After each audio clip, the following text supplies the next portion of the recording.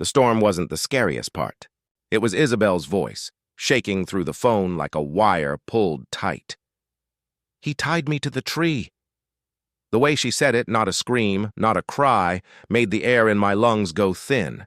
Brody Goodson, blue and yellow varsity jacket. HOA royalty by birthright, because his mother ruled Burfield Meadows like a queen whose crown was a clipboard. I could see his smirk in my head before I could see the yard. I could see the rope before I could see the tree. Heather was already moving, already 3 steps ahead, the way she always is when the sky looks purple and you can't tell if the light is ending or beginning. "Flashlights," she said. "911, she said. The calm in her voice made the floor tilt back to level. I grabbed my boots. She grabbed the knives. Isabel's breath crackled like hail on the line. "Nate, I'm in the field." "Which tree?" "The big cottonwood." A gasp, a shiver. "Please hurry." I put one hand on the counter to steady the room, and the other on the doorknob that was suddenly the heaviest thing I'd ever lifted. "We're coming. Stay on the line if you can." "We're coming right now!" Wind hit us so hard it felt personal. Needles of rain, flashlight beams eaten 6 feet from the lens as if the dark had teeth. The cottonwood loomed, a blacker shape inside black. Lightning stitched the sky, and for the blink it burned. I saw her blue jacket plastered to her arms, hair stuck to her cheeks, her body pinned by a rough rope that looked like it had crawled out of a barn and learned cruelty along the way. "The bark is eating me," she chattered, and I hated that sentence forever. "Spit her out," I told the tree, shoulder against trunk, the stupid, helpless thing men say when their hands aren't yet knives. Heather's voice. "High knot first." I was already sawing. Serrated edge catching, slipping, catching again. Every fiber fought back like it had a mother to impress. Isabel tried to laugh and failed. "Next time, text me." "No trees." "Deal," I said, and the last strand gave up with a sound like a tooth pulled wrong. She fell into Heather's arms, and for a second the storm stopped not outside, but in my chest the quiet that happens when a person you love is still breathing against the odds the world just set. Inside, blankets. Hot chocolate, the kind of hot that means your hands might learn to be hands again. I wanted to tell her it was over. Heather didn't lie. She told truth that could still be held. "You're safe. You're home." My phone buzzed. A single word on the screen. Mark, Isabel's father. Ex-husband like a dash between 2 names that never erased each other. Delta Force. The kind of man who understands problems like they're nails, and his knuckles learn to be hammers at the end of a very long school. I answered anyway. "She's here," I said before he could. "She's safe." He didn't breathe for 2 beats. "What happened?" I gave him the short version, the only version my teeth could shape without breaking. "The storm. Brody. The rope. The tree." He didn't swear. He didn't ask why. "Lock the doors," he said. "I'm 10 minutes out." And then the line was dead, as if the phone understood that talking was a luxury we could no longer afford. Red and blue. Sheriff's car finally found the cul-de-sac, but the Ford got there first, an F-250 that drove like a decision. Mark didn't use the sidewalk. He cut the lawn, a diagonal through the heart of what Karen Goodson believed she owned. Brody opened the door with a smirk he must have practiced in a mirror that didn't tell the truth. Karen behind him with arms folded like a judge whose gavel is a HOA bylaw binder. "Boys will be boys," she said into the rain, the kind of sentence that saves the boys who believe they never need saving. Mark didn't even look at her. "You put your hands on my daughter." The verdict landed before the sentence. 2 strides, 1 grab, 1 piston of a fist that had been trained to end problems more complicated than a porch. The sound his jaw made was a note I never want to hear again, and yet I was glad it existed. Brody folded into the lawn. One of his friends moved, and Mark moved him back with an angle of bone that taught anatomy better than any textbook. The deputy shouted. "The gun tracked." Mark's hands rose. He turned his back to the house, to Karen, to me, and the cuffs clicked like a door we had all chosen and none of us wanted to walk through. His eyes found mine over his shoulder. A nod, not an apology. "A transfer of mission. Your turn." Karen performed for waterlogged neighbors as if a camera lived in the rain. "Unprovoked attack," she said. "Menace," she said. She forgot to say rope, forgot to say tree, forgot to say storm. The deputy logged what he could log. Paper doesn't accept context. It eats facts and returns sentences that don't ask where they were fed. The ambulance took Brody's jaw. The cruiser took Mark's hands. The neighborhood took sides but pretended it didn't when porch lights blinked off like eyelids heavy with selective sleep. We tucked Isabel in and she slept with one eye open and both fists closed, and around 2, a brick tried to come through her window like a punctuation mark thrown by a coward. Rope tied around it like a punchline I was supposed to read without laughing. "Kids," a different deputy said, the kind who keeps his name tag on crooked and his empathy in the glove box. I stared at the card he left as if it might hatch into a detective if I warmed it enough. Nothing hatched. "Then we don't blink," Heather said, sweeping glass as if each shard were a receipt she planned to staple to somebody's face. "You film, I call? We control the record." I opened a legal pad. The lines were so straight they made me angry. At the top, I wrote a date, a time, and the ugliest sentence I've ever written. Brick through Isabel's window, rope attached. When the world refuses to be sensible, you number it. When the people who should protect you shrug, you build a spine and loan it to your house. We logged everything that pretended it was small. The 3 a.m. pizzas, the doxing, the yellow toy noose on our mailbox that thought it was a joke until it met our trash can. Paperwork piled as if it believed in gravity more than men do. Uncle Dan brought cookies and war stories, not the kind that get written in books, but the kind that get soldered to the inside of your skull. Retired Signal Corps. Widower. The kind of neighbor who knows the difference between quiet and silence. He listened to the rope, to the brick, to the deputy with the crooked tag, and something in his eyes switched back on. "The pool house," he said, like a map folding open. "Top of the line system. Recorder in the maintenance closet. Back camera sees the cottonwood." He said it like Hope, and Hope is the only thing I'll break rules for without asking permission. "Keypad?" I asked. Dan smiled the way men who've watched installers push 1, 2, 3, 4 always smile. "People are habits pretending to be decisions," he said, and I loved him a little for it. We didn't ask Heather to approve the plan. She insisted on improving it. Gloves, no fibers, no prints. Dan posted in his living room with night vision lenses that made him look like the ghost of every surveillance state's worst nightmare. I wore black and carried a bag that hummed quietly with purpose. The code was the code. The door side open like you do when you think no one's listening. Chlorine and concrete, the smell of public places when they're empty. The recorder sat on a wire rack like a heart someone forgot to hide behind bone. The cloner woke up blue and began to count. And counting is a religion at 2 a.m. in a building you don't have a right to be in.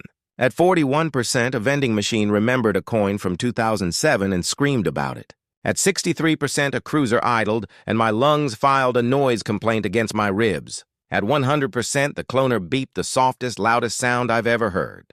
We closed every door we'd opened, wiped every surface we'd taught our fingerprints to love, and walked home like the night had never met us.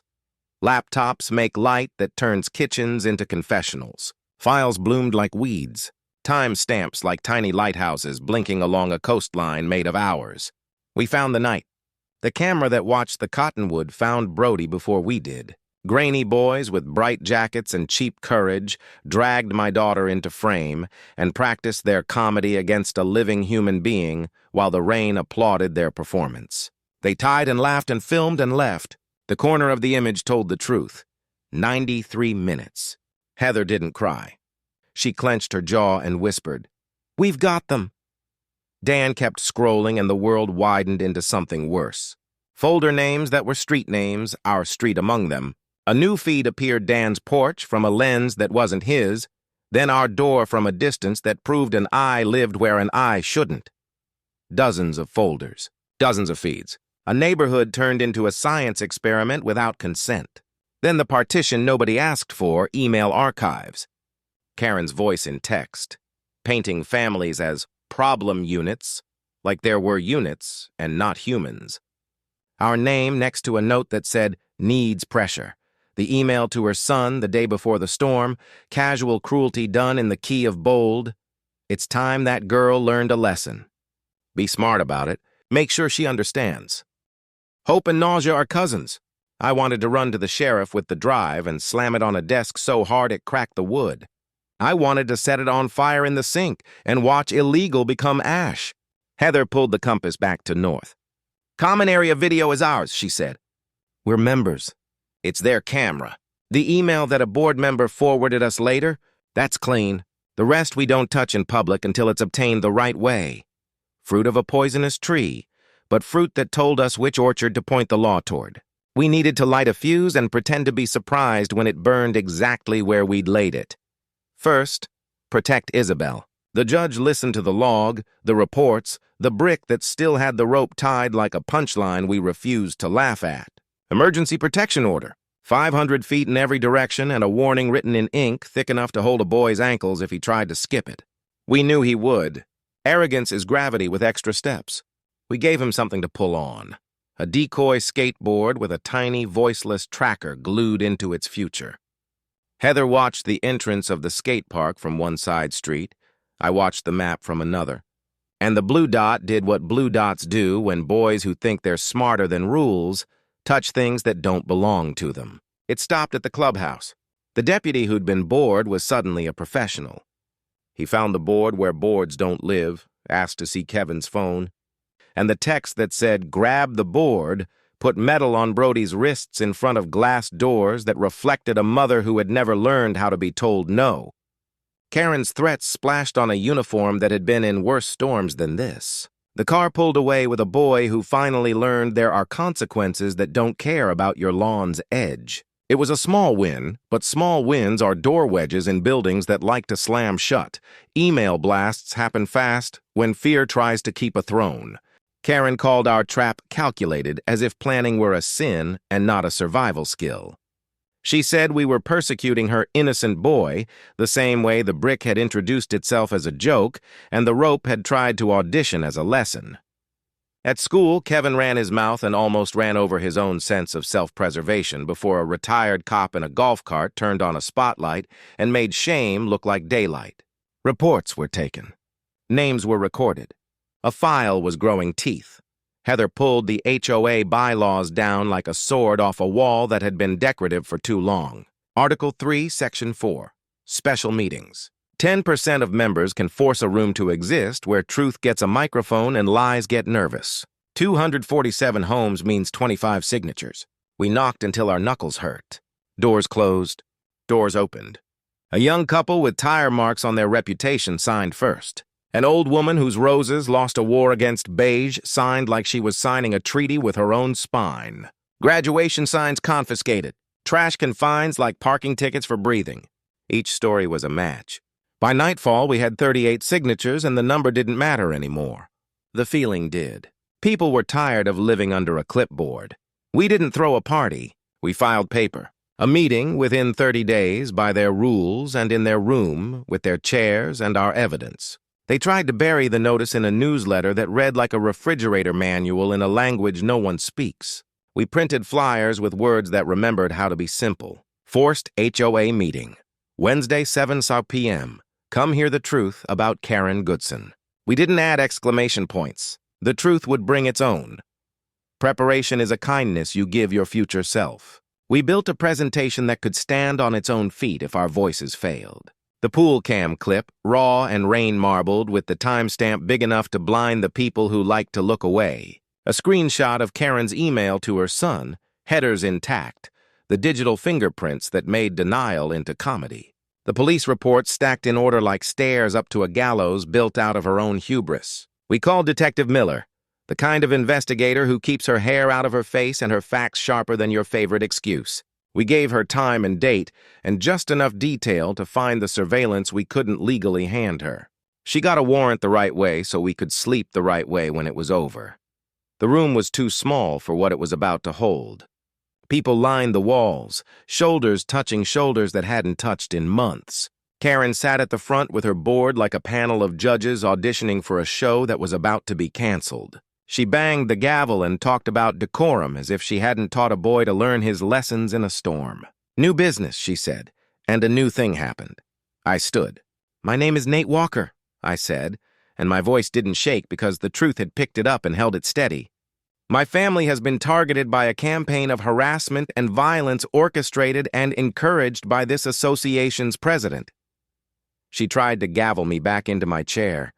A board member, the first person in months to remember how to be brave in public, said, "Let him speak." Uncle Dan hit a button in the back. The screen woke up. Isabel's smile first, to remind the room what a person looks like before someone decides to make a lesson out of her. Then rain, then boys, then rope, then laughter that curdled into the sort of silence that grows only where shame finally finds a home. When the video ended, the room broke into noise, not applause, not boos. The sound a crowd makes when the math in their head can no longer be ignored. I raised a hand, and the quiet came back because truth makes better gravity than fear if you give it a minute. The email appeared. I read it. "It's time that girl learned a lesson. Be smart about it." Heather leaned into the mic. "We didn't write those words." "Karen did." From the back. "And she billed us for the server." Laughter, the kind that lets a room breathe after too long underwater. The doors opened. Badges. Detective Miller with a warrant and a voice built to cut rope you can't see. A deputy unplugged the recorder that had watched a neighborhood without consent. Another deputy found Brody in the front row and added steel to his evening. Karen tried to name things she hadn't read the labels on. The crowd remembered a word they hadn't used since elections. Recall. The gavel didn't work anymore. Hands went up when it was time to count, and the math was merciful. Her reign ended the way bad rules always do, suddenly, and then all at once. She looked at me like I'd stolen something that was never hers, and I looked back with the same calm I'd used on the tree. You can't own people. You can't own truth. You can't own a neighborhood with fines and emails and cameras no one agreed to. Not forever. Not when the sky finally remembers how to change. She wasn't done falling, though. Warrants don't stop at the door. They walk inside and ask the drawers to explain themselves. Forensics found more than rot. They found plans, misused funds that looked like a staircase to a kitchen remodel that forgot to ask permission. The board resigned by not being the board anymore. Dan got dragged into leadership like a man pulled onto a dance floor who actually knows how to dance. Cameras were bolted to the common areas where they belong nowhere else, and footage became a thing anyone could see without asking a queen for an audience. Apologies happened on the record and tasted like something between medicine and mercy. Mark stood in a courtroom and let the law breathe through its proper holes. He wanted a trial. He wanted a verdict that understood storms and rope and fathers who drive like decisions. Heather touched his arm, and the thunder in his jaw let it pass. Time served. Anger classes. A promise to tell the truth next time with evidence first, and fists never if the world will allow it to learn that lesson. He walked out with his hands free and his eyes still the eyes of a man who knows he would do it again if the world refused to hear him the first time. Isabel learned to sleep again without the window blinking in her dreams. She touched the cottonwood twice before she skated past it, once for fear, once for goodbye, and I watched the line of her shoulders and realized that posture can be a kind of prayer. We didn't move. We didn't run. We made the place we already lived in better by telling the truth louder than the people who had microphones. The neighborhood remembered how to wave. Mail got delivered without side eyes. Chalk stayed on sidewalks long enough to blur into the next day's game. If you want a moral, here's the only one we earned. When the sky turns purple and a voice you love says the kind of sentence you wish didn't exist, call her dad if that's the name she needs to say, and then bring receipts. Because fists end nights, paper ends empires. The storm had passed, but the war it left behind clung heavier than the rain ever could. Days afterward, our house smelled of wet rope and burnt coffee, the kind of odors that remind you of nights you'll never escape in your memory. Isabel walked softer now, like the floor itself might betray her. Heather doubled down on the record-keeping, the log growing thicker every day with entries that sounded almost absurd to anyone on the outside. But each one was a nail in a coffin we hadn't finished building yet. Karen Goodson was quieter than I expected after her public collapse. No email blasts the first week. No theatrics on her porch. Just silence, which was worse. Because silence in her hands was never surrender. It was strategy, and I could feel it moving through the cul-de-sac like smoke no one admitted to smelling. Mark called twice during that stretch. Short calls, no wasted breath. "She good?" he asked, meaning Isabel. I said yes both times, even when the answer was a maybe. He didn't push.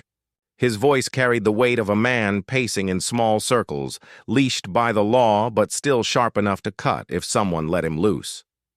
Detective Miller became a permanent figure in our lives. She showed up unannounced one morning, a black coffee in one hand and a folder in the other. She sat at our table like she belonged there and spread out the papers with the precision of someone who had learned to survive in rooms filled with liars. "Your neighbor's reign didn't end with a vote," she said. "It ended with receipts. And receipts talk." She slid a page toward me. A forensic summary. HOA accounts traced to shell companies. HOA funds redirected to vendors that didn't exist outside of a P.O. box in Cincinnati. Every dollar stolen was a stone stacked higher on Karen's own head. Heather read every line with her jaw clenched tight enough to crack teeth. The next page was worse. Surveillance network schematics. Karen's camera system hadn't just been illegal. It had been expanding. Hidden lenses in birdhouses, in light posts, even in mailboxes. A neighborhood stripped of privacy, not by thieves or strangers, but by the woman who claimed to protect it. Detective Miller's voice didn't waver when she said it. "This is organized stalking. And in Ohio, that's not just a civil matter. That's a felony." For the first time since the Cottonwood, I let myself believe we might actually win. Not just survive, but win. But Karen wasn't done. She resurfaced with lawsuits. Papers arrived at our doorstep like arrows, civil suits naming Heather, naming me, even naming Isabel, dressed up in legal jargon that boiled down to one threat. "I'll bleed you dry in court if I can't beat you in meetings." Our lawyer Mark's friend, the one who had already done more favors than we deserved, flipped through the stack and sighed. "Half of these won't stick. The other half aren't worth the paper they're printed on. But she's making noise, and noise scares judges who don't like their dockets clogged." Heather didn't flinch. She sharpened pencils and filled more pages in the log. "Noise is fine," she said. "We have the symphony." And then the retaliation hit Isabel where it hurt most. At school, it started with whispers.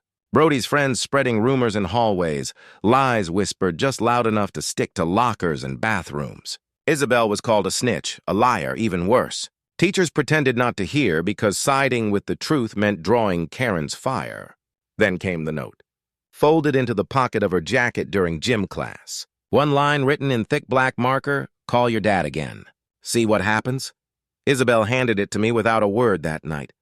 She didn't cry. She didn't scream. She just laid it on the kitchen table like evidence, her face pale but her spine straight. Heather snapped a photo and slid the note into a plastic sleeve. "Page 47, she said, adding it to the log. "We'll let the system eat itself. But the system moves slow, and threats move fast." That weekend, Isabel wanted to skate again. Heather was hesitant. I was terrified.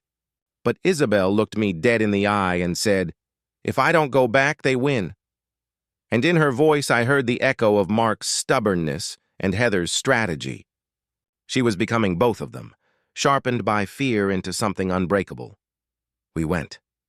I stood at the far end of the park, every muscle in my body ready to break laws if necessary. Heather stayed in the car, her phone recording every second. Isabel dropped into the bowl, her board humming against the concrete, her hair flying like a flag that refused to lower. Brody wasn't there, probation kept him on a short leash, but Kevin was, lurking, watching, filming on his phone like a vulture learning patience. Then, a black SUV pulled up. Not Karen's. Bigger, darker, windows tinted. For a moment, my blood ran cold. But when the door opened, it wasn't another enemy. It was Mark. Out early, free on bond, his eyes scanning the park like a battlefield. He walked toward me, his boots heavy but steady. "She's strong," he said, watching Isabel carve the bowl with perfect balance. "But strength draws fire." He handed me a manila envelope. Inside were affidavits fellow veterans he'd served with, neighbors who respected him, character witnesses lined up like soldiers ready to march. "She's not taking me down without walking through all of us," he said. His voice was steel wrapped in calm, and then he said something I'll never forget. "You've been calm. You've been receipts. That's good. But Karen only fears what she can't control, and she can't control sunlight. Put it all in the open. Burn her with her own shadows." That's when Heather's plan clicked into its final form. Not just the special meeting, not just the recall. But exposure public, undeniable, irreversible. The kind of exposure that doesn't just topple one queen. It warns every petty tyrant with a clipboard that their throne is built on paper, and paper burns fast. We scheduled the meeting. We gathered allies, and we sharpened our story into a blade, because Karen Goodson thought she had silenced us with ropes, with fines, with fear. But what she didn't understand was that silence is only dangerous when you forget it can be broken, and we were ready to break it so loudly the whole county would hear. The night of the meeting arrived like a storm without rain. You could feel the pressure in your chest before you even stepped into the room. The clubhouse was too small, too flimsy for what was about to happen inside. Every folding chair was taken, every inch of carpet pressed by neighbors who hadn't dared make eye contact with us in weeks. And still, people spilled out into the hallway, leaning against door frames, their voices low with the kind of gossip that can turn into history in a single evening. Karen Goodson sat at the head table with her board lined up beside her like obedient soldiers. Though every one of them looked like they'd rather be anywhere else. Karen's hair was sprayed into a helmet, her blouse pressed crisp, her eyes sharp as glass. She banged her gavel against the table, the sound snapping through the air like a whip. "This is a meeting of the Birchfield Meadows Homeowners Association," she declared, her voice cold and commanding. "We will proceed according to our rules of order." But rules were not going to save her tonight. Heather sat to my right, our log binder on her lap, her hand gripping a pen so tight the knuckles were white. Uncle Dan was in the back with his laptop, cables running to the projector, his calm face the anchor in the room. Isabel sat between us, her chin high, her hair pulled back. She looked older than 14 in that moment, like someone who had walked through fire and learned how to stand tall on the ashes. Karen droned through the formalities, her voice rehearsed, trying to bore the room back into submission. But the air was electric, restless. She could feel it, too. When she finally got to the line, "New business?" She said it quickly, like ripping off a bandage. I stood. My knees didn't shake. My voice didn't crack. "My name is Nate Walker," I said. "My family has been the target of harassment, intimidation, and violence orchestrated by this association's president, Karen Goodson." Gasps rippled through the crowd. Karen's gavel came down hard. "Mr. Walker, you are out of order. This is not the forum for personal," but then it happened. A board member, usually silent, one of Karen's yes-men, leaned forward. His voice was quiet but clear. "Let him speak, Karen. We all deserve to hear it." The room shifted. Karen froze, her face twitching, but she knew she couldn't gavel away the tide. Uncle Dan pressed a key. The projector hummed and the screen behind the board lit up. At first, Isabel's smiling face filled it a photo from before all this, before the storm, before the rope. The room hushed. And then the video began. Rain, darkness, the cottonwood tree, its branches thrashing. And then the boys, Brody Goodson, varsity jacket glowing even in the grainy footage, laughing with his friends as they tied Isabel to the tree. The ropes bit into her arms, her waist. They filmed her like she was a trophy. They walked away, leaving her bound in the storm. The timestamp glowed in the corner. 93 minutes before we arrived. 93 minutes she was left there. 93 minutes of cruelty caught in black and white. When the clip ended, the room exploded. People shouted. Some cried out in horror. A woman near the back pressed her hands to her mouth. Another man stood up pointing at Karen, his voice shaking with rage. "You let this happen. You encouraged this." Karen slammed the gavel again and again, but her voice was swallowed by the fury. I raised my hand, and somehow, miraculously, the noise dimmed. That wasn't just teenage mischief. That was unlawful restraint. That was stalking. That was torture. And it happened because the president of this HOA told her son to teach my daughter a lesson. Dan clicked again. The next slide appeared, an email. Projected 10 feet tall for everyone to see. Karen's email to Brody. "It's time that girl learned a lesson about respecting her elders. Be smart about it. Make sure she understands." The silence that followed was louder than the shouting had been. Every eye turned to Karen. Her face went pale, her lips trembling. Heather leaned into the mic. "We didn't write those words." Karen did. From the back, a man's voice rose clear. And she billed us for the email server, too. Laughter cracked through the tension, sharp and bitter. Karen shot to her feet, her voice shrill. That's fake. That's fabricated. You can't believe this. But the crowd didn't believe her denial. They had lived under her thumb for too long. They had seen the fines, the petty rules, the harassment, and now the mask was gone, and then the doors at the back of the room swung open. 2 uniformed deputies walked in, badges gleaming, rain still glistening on their jackets. Behind them, Detective Miller stepped forward, holding a thick stack of papers. Her voice cut through the chaos like a blade. Karen Goodson, she said, we have a warrant to seize the HOA's digital records and financial files. The room erupted again. Karen sputtered, her face twisted in rage. You can't do this! This is my meeting! No, Miller said calmly. This is everyone's meeting, and your reign is over. A deputy walked to the closet at the back and began disconnecting the HOA's server, carrying the black box out like it was a coffin. The crowd cheered, and then Miller turned to the front row. Brody Goodson, she said. The boy's face drained of color. You are under arrest for unlawful restraint, stalking, and harassment. The deputies moved fast. Brody was cuffed before Karen could even scream. She lunged forward, shrieking, but another deputy held her back. Her husband sat frozen in his chair, looking like a man who had finally realized he had been married to a storm instead of a partner. The sight of Brody being led out in handcuffs broke the last spell Karen had over the neighborhood. People stood shouting, "Recall! Recall! Recall!" Hands shot into the air as the chant grew. The vote was called right there on the spot, nearly unanimous. Karen and her board were out. Her gavel, once her weapon, sat useless on the table. She stared at it as if it might still save her, but the room had already moved on. In that moment, Karen Goodson wasn't the queen of Birchfield Meadows anymore.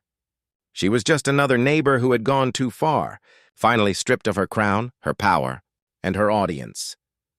And as I looked at Isabel beside me, her eyes wide but shining with something new, something like relief, I knew this war was finally shifting in our favor. But Karen wasn't done. Not yet, because people like her don't just surrender. They cling, they claw, they scheme. And her next move was already winding in the dark, waiting for its turn. Karen's crown had cracked in front of the entire neighborhood, but anyone who thought that meant she would retreat didn't know her the way we did. Queens don't surrender. They scheme. Even stripped of her gavel, she still had claws, and as Brody was led out in handcuffs that night, her eyes weren't wet with grief. They were burning with something uglier: calculation. The next morning, the subdivision hummed like a hive that had been kicked. Some neighbors stopped us on the street, voices low, hands gripping ours in gratitude. About time, one man whispered, his eyes darting back toward Karen's mansion. Others crossed the road entirely, pretending not to see us, too terrified to be caught on the wrong side of history. Power, even wounded, has a way of bending spines. Heather kept the binder open on the kitchen counter, logging every interaction like a court reporter. Uncle Dan printed copies of the video stills, screenshots of Karen's email, and the protection order.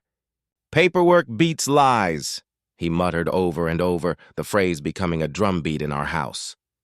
Isabel sat at the table, silent, sketching in the margins of her notebook trees, ropes, storm clouds.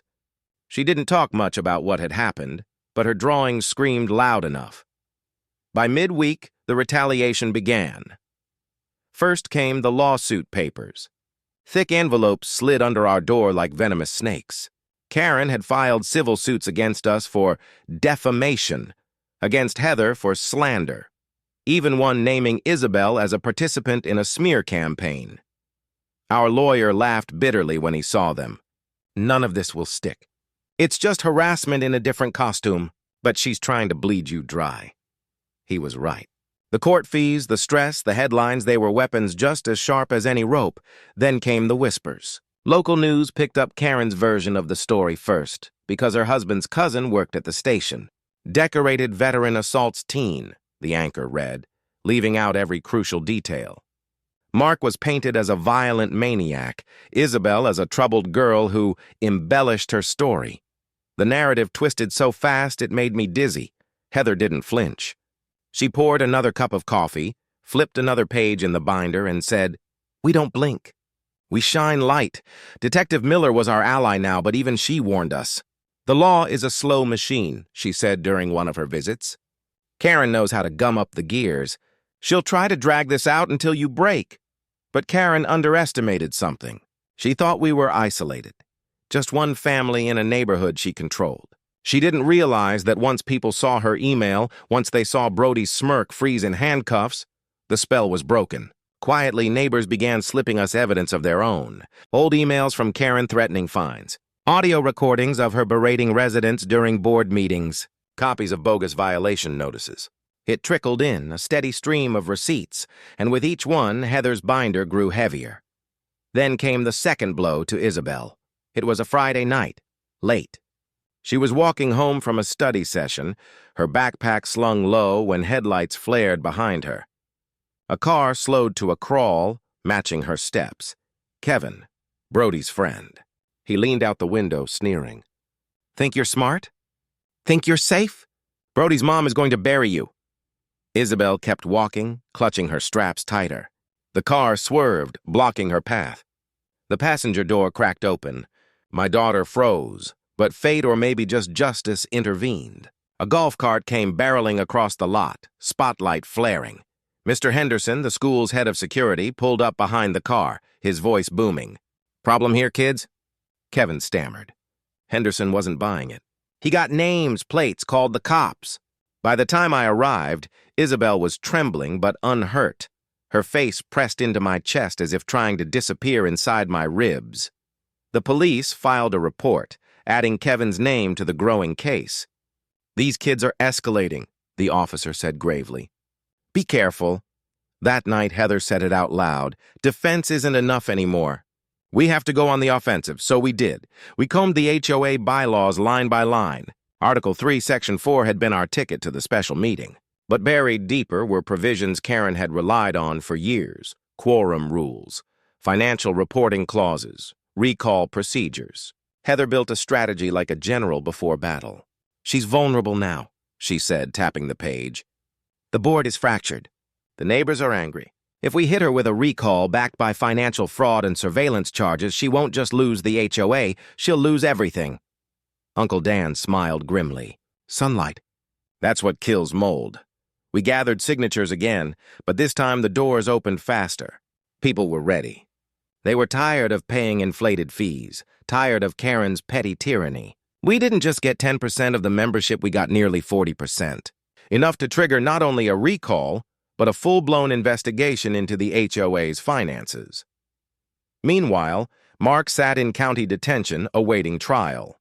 His lawyer visited often, building a case that blended our evidence with his military service record. Letters poured in from fellow veterans, character witnesses willing to testify. Isabel wrote her own statement, handwritten in shaky pen, describing every detail of that night under the cottonwood. Reading it nearly broke me, but it was the truth, and truth is what we had. Then came the day everything shifted again. Detective Miller called early one morning. "We executed the warrant," she said, her tone clipped, but electric. "You were right about everything. Surveillance state in miniature, financial fraud across multiple accounts, and one more thing, you'll want to see this yourself." We drove to the precinct, our stomachs in knots. Miller led us into a small conference room. On the table sat stacks of printed emails, folders thick with receipts. She pointed to one document in particular, a ledger showing HOA funds funneled directly into a construction company owned by Karen's brother. Thousands skimmed off every landscaping contract, every emergency repair. Embezzlement, plain and simple. Heather's eyes blazed. "We have her." But Miller wasn't done. She clicked a monitor to life, pulling up footage from one of Karen's hidden cameras. The angle was unmistakable, our front door. Time stamped the night of the brick through Isabel's window. And in the grainy video, clear as daylight, Brody and Kevin crouched on our lawn, tying the rope to the brick. My stomach turned, but my heart surged. "That's it," I whispered. "That's the nail," Miller nodded. "Chain of custody is clean now. This evidence will hold. She's finished." But even then, Karen didn't roll over. The very next day, her lawyers filed motions, tried to suppress the footage, tried to discredit Miller. Local blogs ran smear pieces about a vendetta against a strong female leader. She even staged a small rally on her front lawn, a dozen diehards holding signs that said, "Protect our HOA president." But it looked hollow, desperate. The tide had turned, and she knew it. The recall meeting was scheduled for a Thursday evening. Flyers went out across the subdivision. This time, they weren't just ours neighbors themselves printed copies, spread the word. "Come see the truth," the flyers said. "Come take back your community." The clubhouse overflowed again. Karen tried her usual tricks burying the agenda, insisting on time limits, demanding order. But no one listened. People stood up one after another, recounting their own stories. Fines for flower beds? Harassment over mailbox paint. One woman sobbed as she described how Karen had threatened to lean her house over a trampoline. Then Heather took the mic. She laid out the timeline. The storm, the rope, the brick, the harassment, and finally she unveiled the ledger. Copies had been placed on every seat. Neighbors flipped through the pages, gasps rising as they saw where their money had gone. Into Karen's brother's pockets, into vacations disguised as conferences, into renovations no one had approved. Karen shouted, "Lies! All lies!" But her voice cracked. Her board members shifted uncomfortably, eyes down. And then, as if the night needed one final blow, the doors opened again. Deputies entered with Detective Miller at the front. She didn't hesitate. She walked straight to Karen. "Karen Goodson, you are under arrest for embezzlement, illegal surveillance, and conspiracy to commit harassment." The room erupted. Applause, cheers, even tears. Karen sputtered, but the cuffs closed around her wrists all the same. She was led out past her neighbors, past the community she had ruled with petty cruelty. Her face twisted in disbelief. The recall vote was taken immediately after. Unanimous. Karen's reign was officially, irrevocably over. That night, for the first time in months, Isabel slept through the night. No nightmares, no drawings of ropes or storms, just peace. But as I watched her sleep, I knew the fight wasn't fully over. Mark still faced trial. Karen still had lawyers. And power once lost doesn't vanish, it thrashes. We had won the battle, but the war, the real war for justice, was still waiting, and we weren't done fighting, not by a long shot. The morning after the recall felt like the neighborhood had taken a deep breath for the first time in a year. Sun on wet grass, mailboxes that weren't enemies, people waving like the gesture was a language they finally remembered. It would have been easy to call that the ending. But endings get earned, not declared, and we still had one truth to put in a courtroom, one father to pull back from the edge without pretending the edge hadn't been necessary. Mark's arraignment came first. Fluorescent lights, cold benches, a room that teaches humility by design. He looked smaller in county beige, the way strong men do when the world takes their belt and their shoelaces and calls it justice. He didn't look at me when he came in. He looked for Isabel, found her in the second row, and stood a half-inch taller without moving at all. The prosecutor made the charges sound like a biography written by someone who hated verbs: assault, battery, public endangerment. The words stacked up like boxes pushed into a hallway until nobody could pass. Our lawyer rose with the slow confidence of a man who knows judges care less about adjectives than chronology. He didn't say Mark was a hero. He said there had been a storm. He said a child had been tied to a tree. He said the boy who did it was under arrest because of evidence the state itself had seized. He said a father had arrived, and fathers are not known for their academic essays when a rope is still biting into a daughter's skin 30 minutes after the storm has decided to ease up. The hearing wasn't a trial, no verdicts, just a recalibration. The judge's eyes softened by 1 degree. Bail was set, reasonable for once. We posted it within the hour.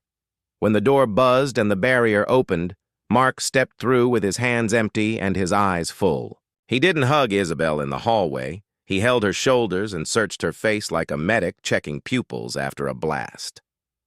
"You skating?" he asked. "Every week," she said. He nodded, something unclenching in his jaw. when he turned. To me, the first word out of his mouth wasn't apology or challenge. "Thank you," he said. 2 syllables, clean. "Don't thank me," I replied. "Just help me keep the receipts sorted." He almost smiled. Heather actually did. The neighborhood needed a government that didn't mistake clipboards for crowns. Interim board elections were held 2 Saturdays after the recall. People brought lawn chairs and honesty. Uncle Dan tried to nominate literally anyone else and lost that fight the way good men lose the right fights, publicly. He took the chair like a man accepts a shovel. Work to do, handle fits the hand. The first motion they passed wasn't poetic, which is why it will last longer than the anger that got us there. Cameras limited to common areas only, posted notices, footage accessible to any homeowner on request within 72 hours. The second motion appointed an independent auditor with a mean streak and no family tree that forked toward Goodson. The third motion created a victim support fund for residents targeted by board misuse, seated quietly by neighbors who had more to give than they'd wanted to admit under Karen's stare. The fourth motion was Heather's. She didn't write it fancy.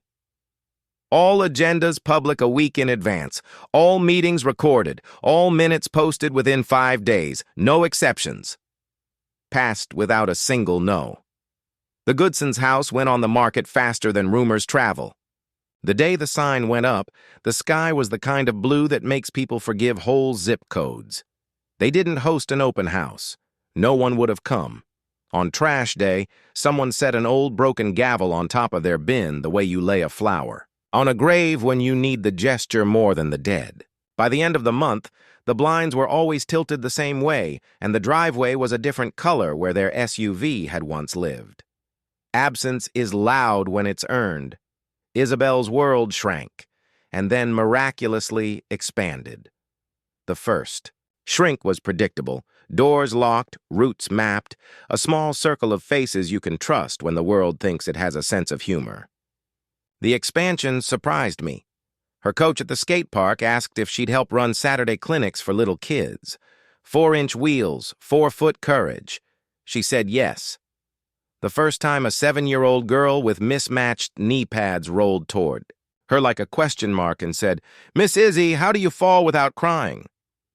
Isabel's answer was the most honest sentence I've heard anyone say about recovery.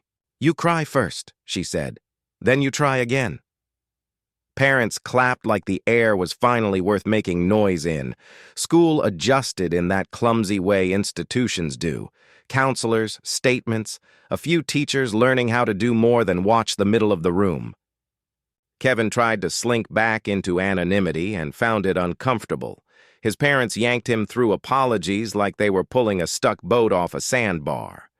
He pled out on a misdemeanor harassment charge and got 3 months of community service that smelled like lawn clippings and humility. Brody's case moved slower. Minors plus felonies make molasses look impatient. His lawyer tried nervous magic tricks, youth, brain science, peer pressure, but the email was a steel bar across the door.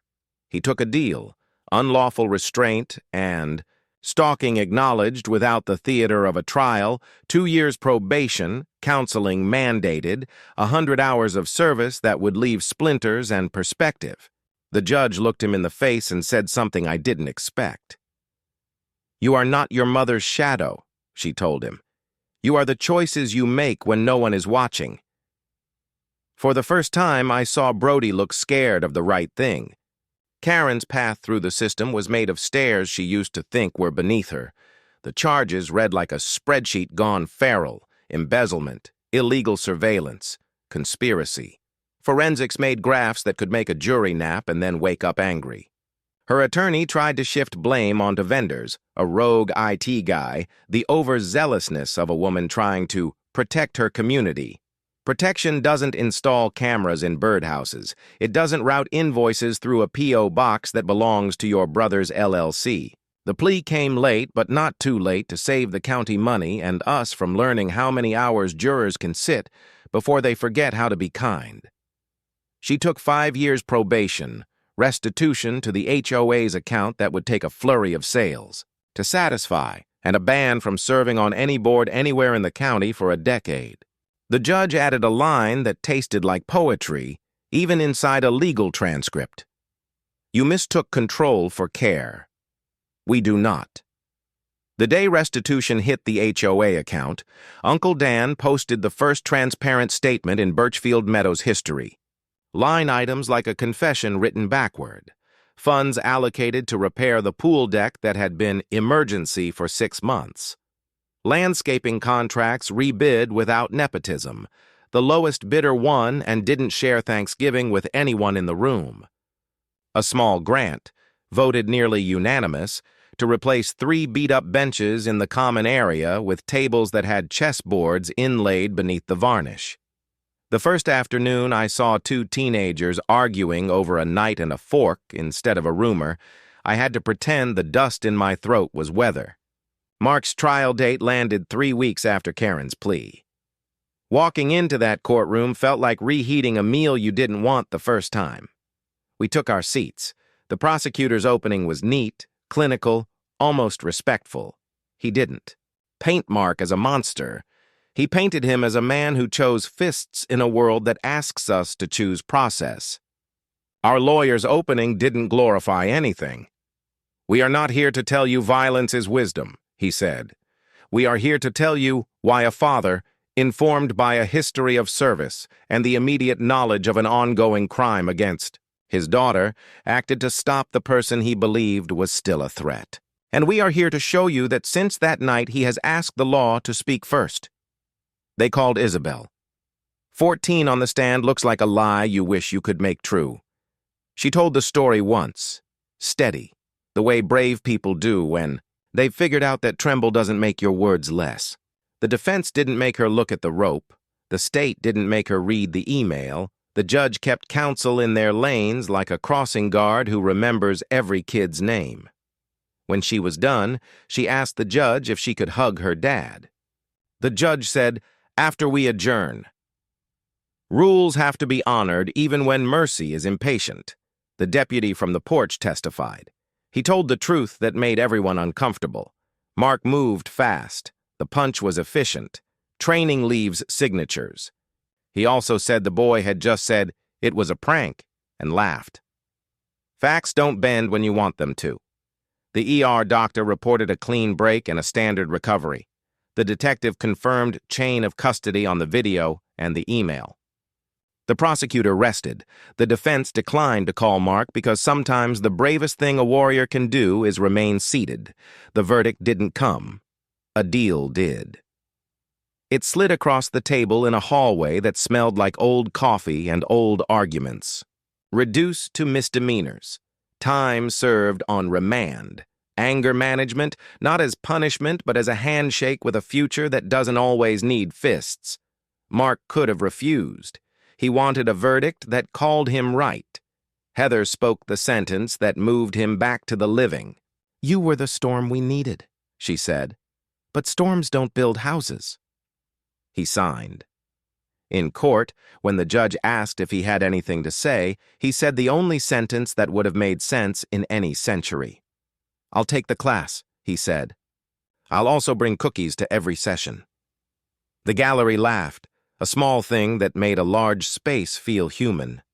Media did what media does, turned slow.